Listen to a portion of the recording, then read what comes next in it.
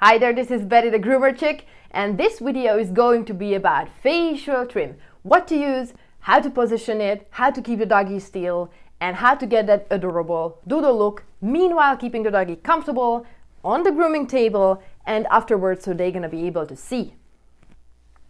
First, let's talk about the equipment, because I think that's a deal breaker in case you're using the right ones or the wrong ones. I personally love to use these guys for the final trim, and you can see these are thinning shears and they have bigger gaps and thicker teeth on each, different sizes. They come in the long version and they come in the short version. Since I work on smaller and larger doggies as well, I like to use the big ones. I can use them on the full body as well, not just for facial trim. And it was fairly easy for me to get used to the long shears. So I opted to the big ones because it's just more efficient for me. But you can get the shorter versions and see how that works for yourself. For a rough, quick haircut, when the doggy's coat is dirty, I use the pre-haircut shear. In general, I don't like to use straight or curved shears on the face because they will leave lines. They work fast, but for beginners, it's just gonna be a learning curve and your doodle is not gonna look like, or possibly not gonna look like the way you really want them to look like right from the first try. So I do use this one for a little trim. What I mean by little trim is, let's say the doggy's hair length is about an inch around the face area there, and I want to get it to ½ inch. So I'm gonna trim only like 1/4 inch, and the other 1/4 inch I leave to even up with the thinning shears. So I'm not doing the final length with the straight or curved shear on the face. I wanted to leave it there because many people try to do a facial trim on the doggy's face with shears, straight shears, and it's gonna leave lines. So don't do that. The other one about the equipment is this type of thinning shear with the bigger gaps and the thicker teeth is going to work super fast and is going to give you that shaggy look. And I think this is one of the coolest tools, and it will buy you experience as well, not just a tool. So I highly recommend you get one of these from a wholesale supplier, so you're gonna save a little. Whenever it comes to making the haircut a little bit more defined, blend it in, I use these two because they're gonna blend in the quick cut to perfection. And that's why I mix these two, because this will work fast, this will give you the shaggy look, but to make it absolutely 100% perfect, I use these two. Most of this one as a final trim.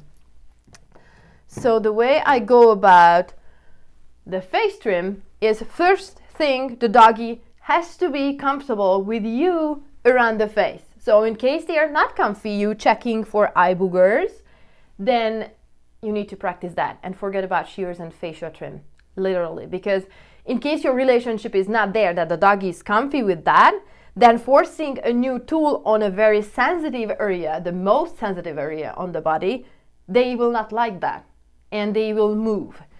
And the holding technique I use once the doggy is comfortable with me around is this one. I really don't like the goatee grab or holding the muzzle hair or the cheek hair or the ears. Oftentimes I see that even from groomers, and I freak out because when it comes to my own spa day and the hairdresser is doing my hair, it's my husband. I like it when he's going about checking, brushing, combing my hair and moving my ear out of the way this way. But if he were doing the human grooming this way, like when kids are bad and they are trying to straighten them out, like, hey, you should not do this or stay there because else, it's not the comfortable way. So until your doggy is comfortable with this holding technique, because you're gonna keep the doggy safe from moving sideways, up and down, and forward. The only way they can move, and that's gonna keep them safe and comfortable because they have a way to move and get out of the discomfort in case they feel anxious or scared, whatnot, is backwards.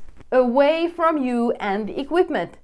So once you reach that state when the doggy is going to be fine with the hold like this way, whatever, then you can go ahead and practice the sheer positioning on your dog. Meanwhile, you get to that spot, I highly recommend you get a clipboard and practice, or maybe if you have kids, they already have one, or a similar toy which has similar body to dogs, you can practice positionings. Now, how do I trim the face area positioning wise? I would like to talk about specific spots around the eye area to detail however I hold the shears. Either corner of the eye, outer corner of the eye, bangs, and the inner edge of the bangs, because those need different attention. So first, let's talk about the inner corner of the eye. Hair grows in front of the eyes from that spot crazy, and also on the top of the nose, it has the same approach. So whenever I do that trim, I move the hair a little bit upwards, and so it's sticking up, not like laying down a little bit, but sticking up. Most of the time it sticks up, but you can make it a little bit more easy to trim them in case you are lifting them up. So the hair is up, and this is how I position the doggy, the shear on the doggy for the inner corner of the eye. This way. It looks like this from here and this from here.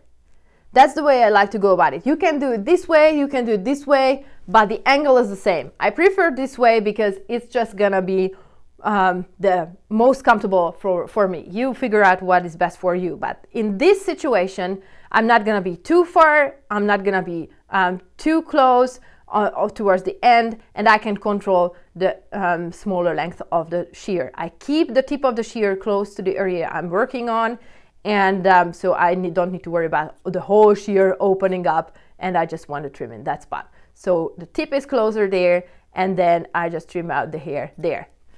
Now, whenever I trim out, just a quick side note, whenever I trim the coat, I'm not going to be like, let's say this is the full hair length, and I want to trim up until this length. Now, whenever I trim, it's not going to happen like, okay, this is the length. No. When I trim, I go like this. From the tip of the hair, I'm going down. Whenever there is a lot of room to trim, I might be a little bit more confident and go bigger. So I might not start like here, but I start from here. And then I go down. But it's not like, okay, this is the length, and then no way, because we have no idea what's going on under there. And we really need to make sure that we are cutting a little bit less than we want. So we're gonna stay safe, because otherwise we're gonna be like, oh my God, I have to wait like 4 weeks for the hair to grow back a little. It's not the end of the world, but you're gonna stay safer in case you are just going like in smaller sections. So that's about the inner corner of the eye. I position the shears like this. Outer corner of the eye. Whenever I trim that spot, I like to move the hair on the front. So I use the comb and I move all the hair bunches sticking out on the front, all around, in front of the eyes and also on the sides. Because I really want to trim this side hair by the outer edge of the ear to be short enough so the doggy is going to see also there. So when they look on the side, it's not going to be like a wall sticking in the way and they have to turn their head to actually see what's going on there. Again, a comfort thing.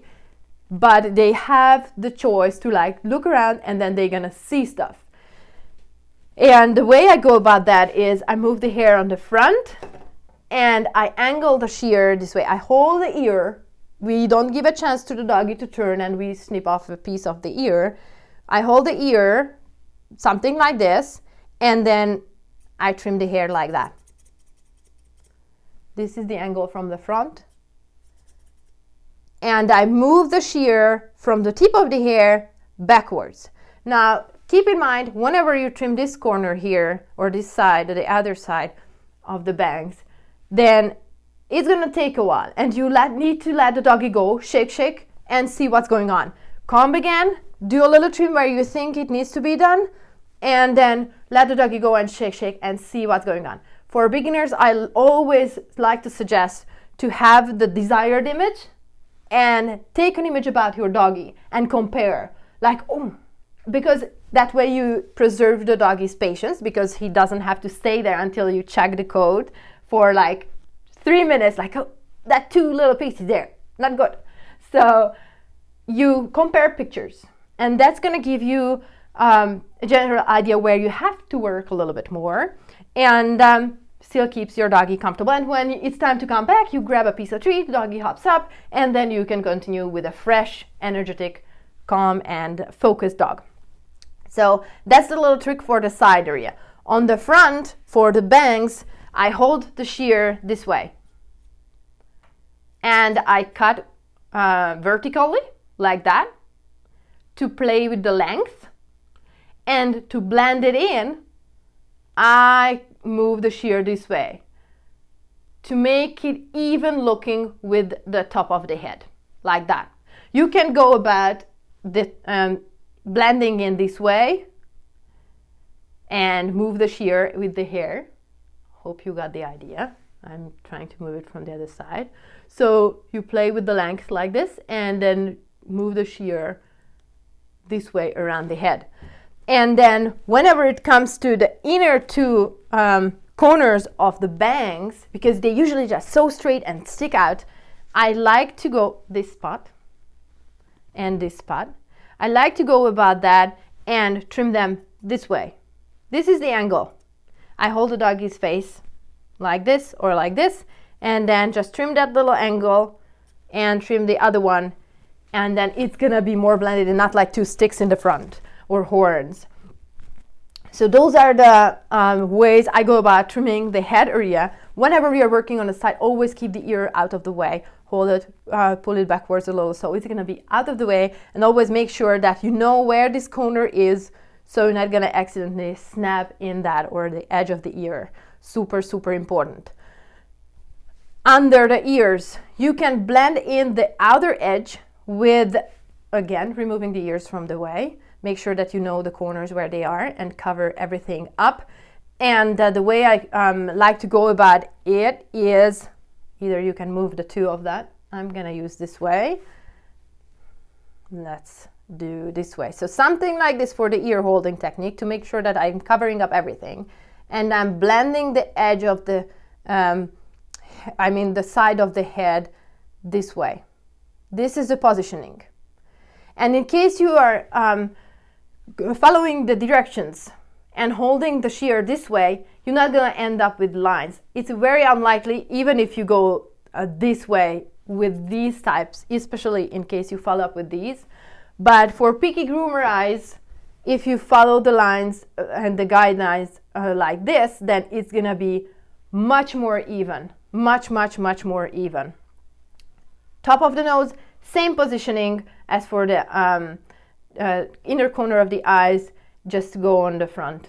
And again, super important, whenever you trim anywhere, you're not gonna go like, I want to go to this length and you go straight there. No way.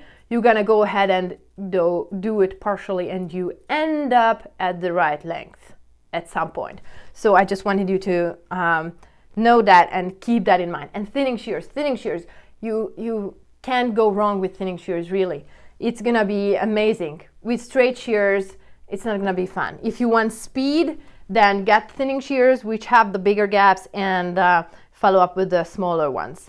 I totally think that it does worth it, especially if you're looking for longer coat later down the road for winter on the doggy's body, longer than 1 inch, because that way you need to trim the doggy's body with thinning shears to make it nice and even and still shaggy looking, Doodle style.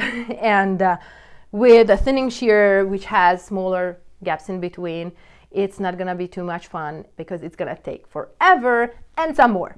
So you want a quick cut shear which has big gaps in between and thicker teeth, so it's gonna be a fast and beautifully looking haircut for your Doodle. Hope it helped. Let me know how it goes, and if you have any more questions about facial trim, I'm gonna be here for you.